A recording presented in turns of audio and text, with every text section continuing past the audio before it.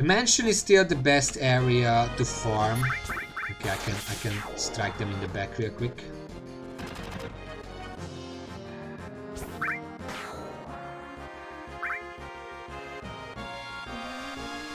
Let's see who gets confused. Cloud. I already gave him the order to attack, so I could not even prevent that attack. Cloud hitting Barrett. Like, I already gave out the order. And then the enemy used that thing. So, but yeah, it's 900 XP, or P as the game calls it.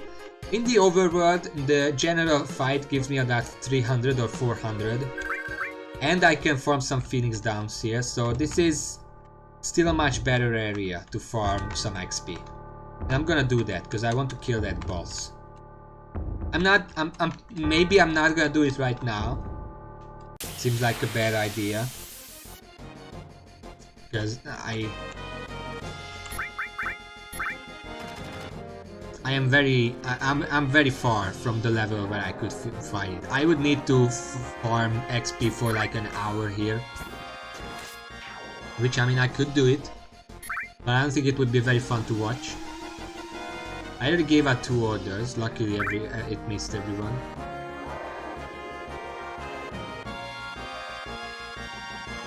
Yeah, I gave out 3 orders. And then the enemy gets to confuse me. And then if it confuses me, then the already given out order might just hit one of my own people. Which is very fair, I know.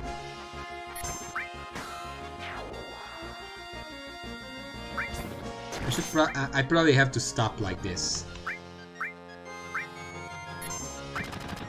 Every time I attack to see if they get a turn.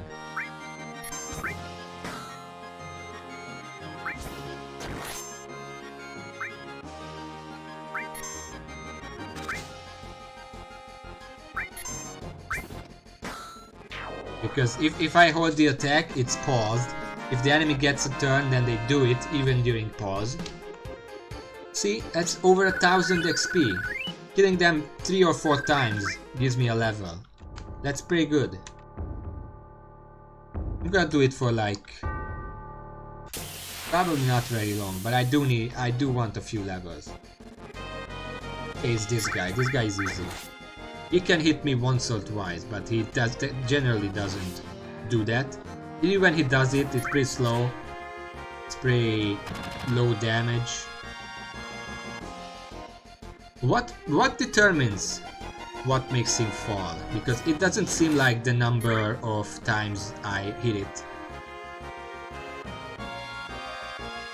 I don't know.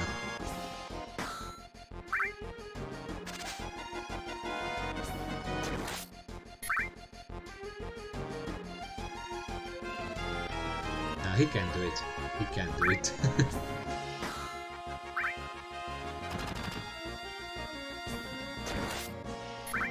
I mean, people, why are you even attacking me?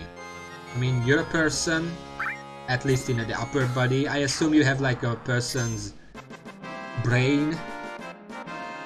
We are persons. You don't like what happened to you. I don't like what happened to you and also what's happening right now. Why are you attacking me? You don't have to do it, dude. I mean, the jack-o'-lanterns have an excuse. They're just Halloween decorations. Imagine if you were a Halloween decoration and that was your only purpose in life. And I mean, it's not even like, because if you're a Christmas decoration, then, you know, Christmas comes around, you get put on the tree, you're on there for like 2 weeks, depending on when people remove them, and you get put on a box up in the attic, and then next year, you get brought up again. Another tree, another opportunity. But Halloween decorations, usually they are just pumpkins. Pumpkins rot after a few days and then just get thrown out. You get one time in your life when you get to shine and you die. That would piss you off as well. So these assholes have an excuse. But I mean, the other person, the Christmas decorations was just an example. It was just a comparison. That guy has all his life in front of him. He doesn't have to be pissed. I mean, Barrett has a gun for an arm. If you have an axe for a leg, it's not even that weird. You can live a normal life with that. It's gonna be a bit hard to go around, but I'm pretty sure if Barrett lost his arm and they could put a gun on it, and the other guy, what was his name? Dine, the exact same happened to him. He also got the gun in his arm. Then if you have an axe on your leg, or like your legs are axe, you can probably still live with that. I'm sure even if someone can't cut the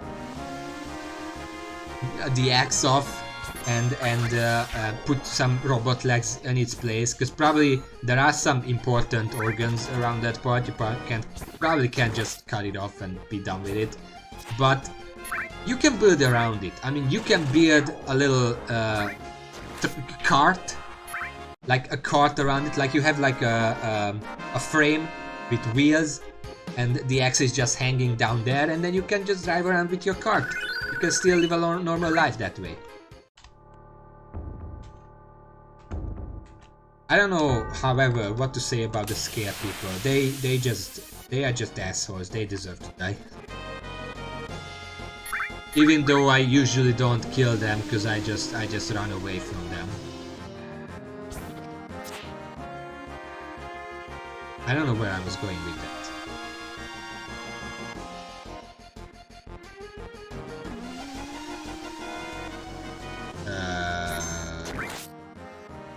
I'm gonna pause, wait for everyone to do their attacks.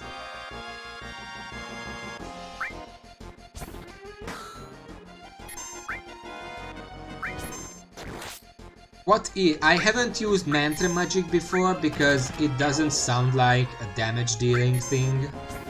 Like, you know, I have flamethrower.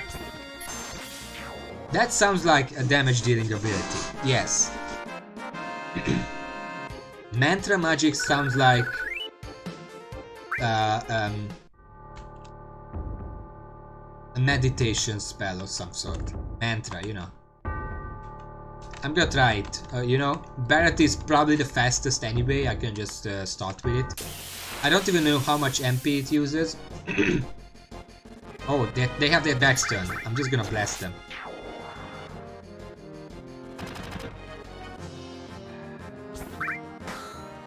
Like a kill. They have about 500 health.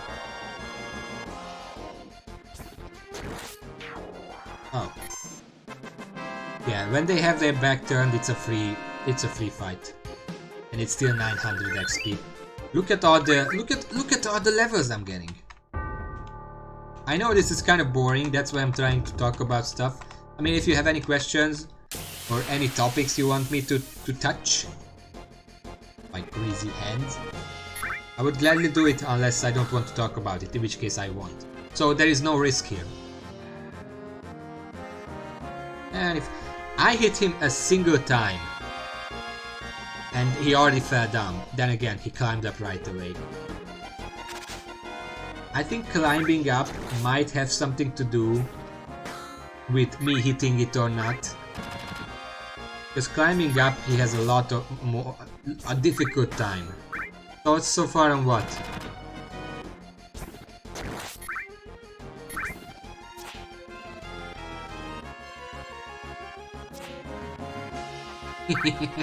You missed. On the game, huh? Well, you did say that I'm not even halfway through the game, so it might be a bit early to present judgment.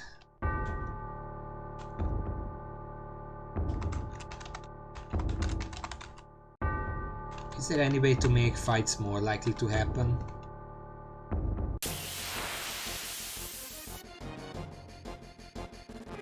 Okay, Barrett.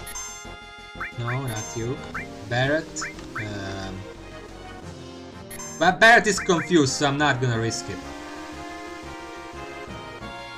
I still told him to attack. I didn't want to do that.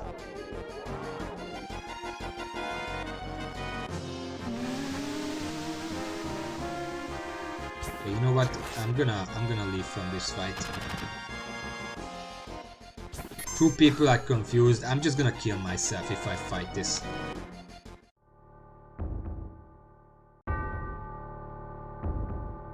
I don't know, do I? I don't think I do.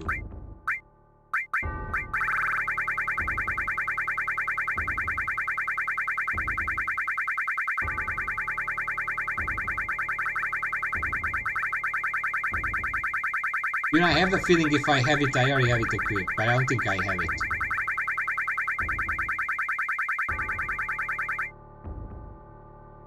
No.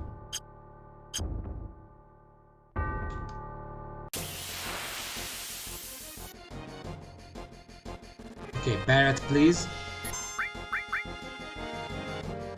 This... Okay, this is Barrett. E skill. Matra magic. It's not even mantra, it's matra. Do it to everyone.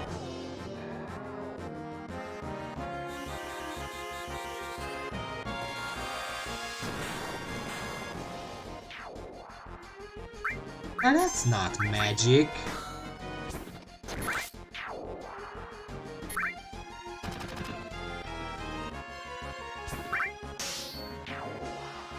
I mean, it helps. It definitely helps. It's basically me hitting everyone once. No, summon missile is probably not a spell. I'm sorry to illuminate you as such a sudden opportunity, but no, summon missile is probably not a spell. If it was a spell, Dungeons and Dragons would have already long did that. I'm gonna E skill again. I guess not. Okay, you guys do that. Barrett is just not gonna do anything, I guess. Oh, he just does whatever he pleases. Okay. I don't even get to command him. He cured his own confusion and depression. It's probably like every turn has a chance to cure it, and then it's good. It's all good. I don't know. I don't know. If they just did that more, the chainsaw, pumpkin, jack-o'-lantern thing would be very good.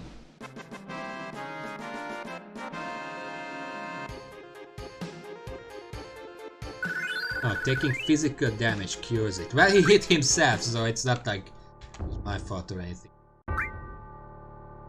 Let's heal. I don't want people to die. You know, from that, I reminded. Do you guys? I mean, Raven, you might know, because I had to make a presentation for school a while back about Anglo-Saxon holidays. For one of them, oh, they have their turn, they back turn. I'm gonna fucking murder them from behind. Backstab is. Remember Backstab in like Dark Souls? It's the exact same thing. It deals a shit ton of damage and you want to do it. Are you serious? Please just kill it.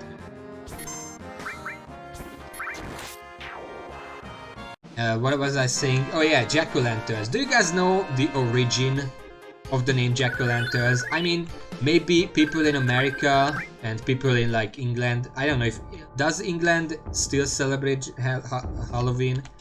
But I maybe places that celebrate Halloween know where the phrase jack-o'-lantern comes from. We in Hungary, we don't celebrate Halloween. Technically we have an alternative for it, which is in February. It's the Farsang. That is the holiday where it's different, but the original thing is like when I was in elementary school, when it came to Farsang. First of all, the school had like this big event, this Farsang event, and all the kids and some of the teachers too dressed up in various costumes, not necessarily scary. The point was to be ridiculous and loud, because the holiday was like a symbolic thing about scaring away winter. Farshang was one part of it. The other was the what the fuck is that called in English? Like a puppet, like a big puppet made of straw, a straw man. I think in do you do that thing where on Halloween you make a straw man and you burn it? Effigy, yeah. Do you burn the effigy?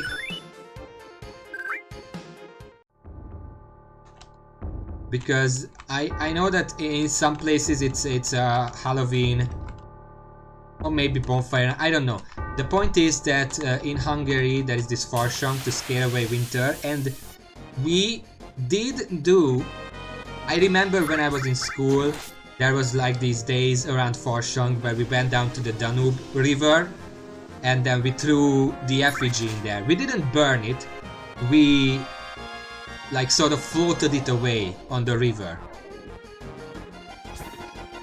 It just takes, the river takes away the effigy, and the idea was probably the same idea as in, you know, bonfire night, where you burn the effigy and all the bad things burn with it. Well, it's the same thing. You swim the effigy away and it takes away all the bad things, all the bad weather and stuff, you know, because winter.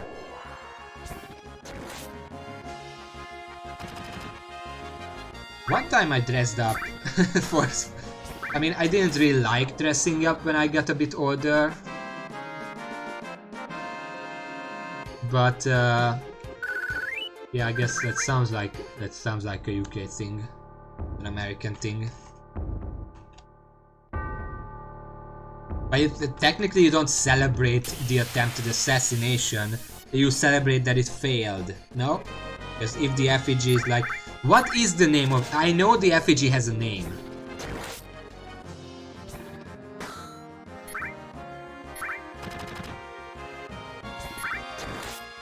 The Hungarian puppet, the Hungarian effigy, Guy Fawkes, yeah, that's the one. I remember that one. Let me just finish this fight and then I'm gonna look something up, because there is a specific word for the straw man that we swim away, and it's not a straw man. There is a word for a straw man, and that's not the one we use. It's like, it's called something puppet, because it's like kisebab, and the bab part of the word means puppet, but the other part I don't remember what it is. Give me a second. I'm gonna go to Google Translate, Richie. Kisse. It's Hungarian, yes. That's it. It does not mean little one. That's a different word. Kisebab. It does not mean sibling. Google knows nothing. Kisse jelentés. Kisse szó jelentése. Okay.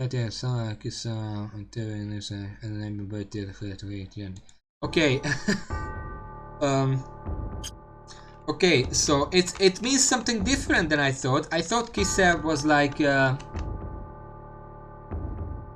word for whatever it's made of. But no, you know what kisse means? It's actually a sour type of soup that people often used to eat during a time of let me just fasting. During fasting, they used to eat this type of soup during fasting, because you know, during winter you don't have much food, you have to make what you do, and then the people fasted, and when winter was over they swam this puppet away, and that also symbolized the end of the fasting, which is why it was called basically the fasting soup puppet. That's your Hungarian tradition discussion of the day. I have a lot more interesting informations on the culture if anyone ever wants to know more. I myself didn't even know that's why the puppet was called that. Kisse puppet. Kisse puppet. Fasting soup puppet. I did not know that's why it was called that, but it's very interesting. So one time, because in Farshang we have in schools every little kid dresses up in upper grades, they don't necessarily dress up because you know it's too cool for that. But in the lower grades, people usually dress up. And one time I dressed up as Ash from Pokemon. I mean, I had the hat and the gloves and even a little tailored, like soon, Pokeball. It was really cool. Well, I mean, relatively speaking. One time I dressed up as a tiger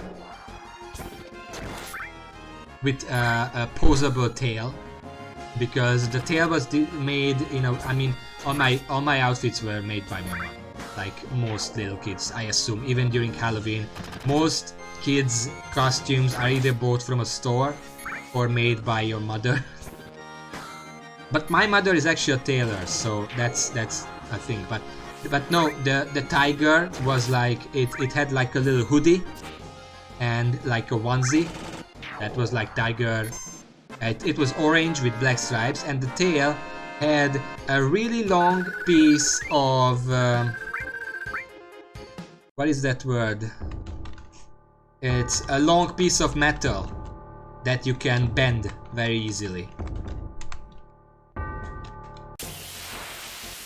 I don't know what it's called. But a wire, but not a simple wire. Like, it doesn't bend unless you actually you're actually trying to bend it. And then basically it was inside the tail, which meant however you posed the tail, it stayed that way. And it was very cool. And then some jackass in my class ripped it open and the wire hung out. It was actually pretty dangerous, thinking back, you know, like a sharp piece of metallic wire just at a kid's party. Yeah, it's cool. That was cool. Later on, oh yeah, and in my school, Farsang was extra special because it was actually also a competition. Every single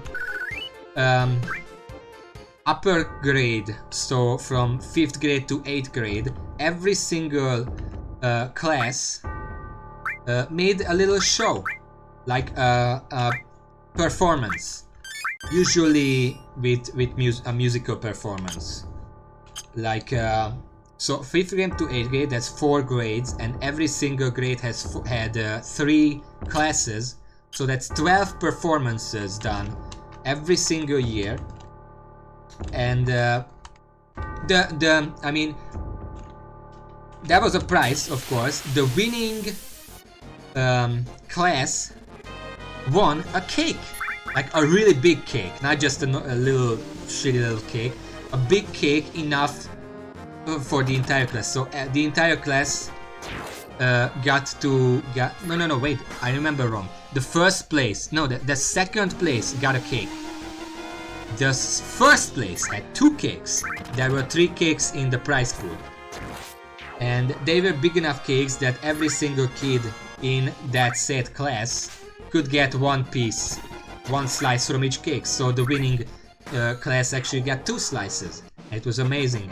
1 cake was usually eaten at the Farsang itself, and the second one was put away into the classroom itself and eaten at like tea time the next week or something. They were pretty resilient cakes, so they didn't go bad or anything.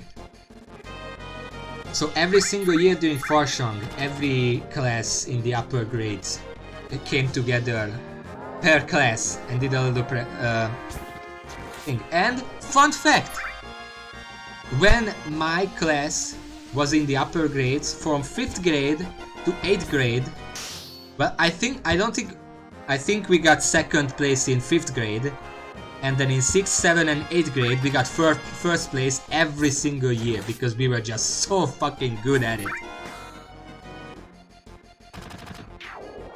I think it was 7th grade or 8th grade when we actually made a musical performance based on that one song from that movie with Rupi Goldberg being a nun. I don't know the English title of that movie, but basically that was that famous song from that movie, and they did a performance with that. And the funny thing is that you know, we had like the girls in the class who were the nuns, and they wanted one boy as Rupi Goldberg. It wasn't me, before you guess, but one of the boys had to, well, be picked, because none of us would agree to it at first. But that setup was so good that of course we won first place, and the performance itself was really good as well. It was amazing. I mean, that was one performance where the rest of the boys didn't actually partake, but we did help out with like the costumes and the preparations and whatever, so we did still partake, just not in the performance itself. And the cake was amazing. While we read it, you know, Halloween is famous for the trick-or-treating. Farsang does not have trick-or-treating, but every single year when we had the Farsang in school, all the kids were asked to bring some little presents, you know, little items that could be put into what we called cat in the bag. And then the cat in the bag was like, you can buy a ticket with a number on it, and then if your number gets called, now every single number gets called, that's not the thing, depending on how many presents they could prepare. Yeah, a raffle, but it was specifically called a cat in the bag, zsákba-macska. But technically a direct translation is cat into the bag. But basically cat in the bag just means you don't know what you get until you open the bag. And that's why it's called cat in the bag.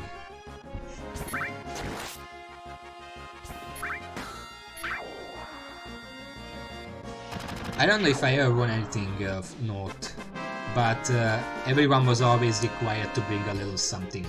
And then the teachers do it like they look over everything that the kids brought, and then they separate them to roughly to like little bags of roughly equal value, which is like, you know, teachers usually don't know what the kids actually value, so it wasn't always of equal value. And the fun fact, when I was hospitaling in the elementary school, now that I'm learning to be a teacher, I did have to go to the elementary school twice in February when the Farsang is. One time I had prepared Farsang. I think my main task was helping with the cat in the bag, so like there were like the little presents put on top of the bags, and our job was to put the present into the bags and seal them properly, so the teachers don't have to deal with that. And then the second time we had to go to Farsang, we actually had to hospital during the Farsang party itself. And they had some performances as well, but the kids themselves, like the classes themselves, didn't. Apparently that tradition where the upper classes do like performances, that was only a thing in my school and some other schools in my hometown, but it's not a widely practiced thing, apparently. Also, fun fact, I saw, I mean, not all of the kids in that elementary school were dressed up, but I saw a few kids who were dressed up. And take a wild guess what kind of costumes I saw. Like a modern kid, what would they dress up for Farsang? It's like Halloween, just not scary.